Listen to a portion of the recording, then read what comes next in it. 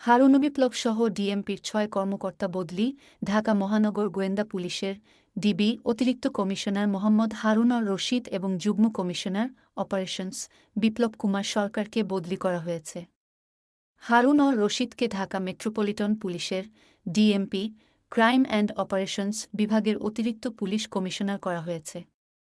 বিপ্লব কুমারকে ডিএমপির admin and গোয়েন্দা দক্ষিণ এর দায়িত্ব দেওয়া হয়েছে।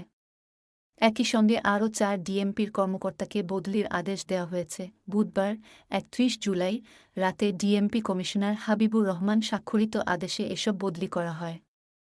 এ নিয়ে পৃথক দুটি আদেশ দেওয়া হয়। এক আদেশে বদলি হন ডিএমপির যুগ্ম কমিশনার বিপ্লব কুমার সরকার, সঞ্জিত কুমার রায় ও খন্দকার নুরুন্নবী।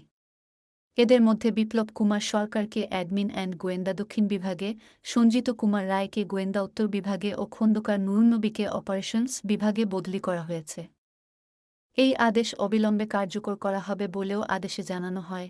এর আগে বুধবার এক পৃথক আদেশে ঢাকা মেট্রোপলিটন পুলিশের ডিএমপি অতিরিক্ত police commissioner logistics, finance and procurement মহা আশরাফুজ্জামানকে অতিরিক্ত পুলিশ কমিশনার গোয়েন্দা ডিএমপির ক্রাইম অ্যান্ড অপারেশনস খ মহিদউদ্দিনকে লজিস্টিক্স, ফিন্যান্স অ্যান্ড প্রকিউরমেন্ট বিভাগে এবং গোয়েন্দা বিভাগের মোহাম্মদ হারুন আর রশিদকে ডিএমপির ক্রাইম অ্যান্ড অপারেশনস বিভাগে বদলি করা হয়।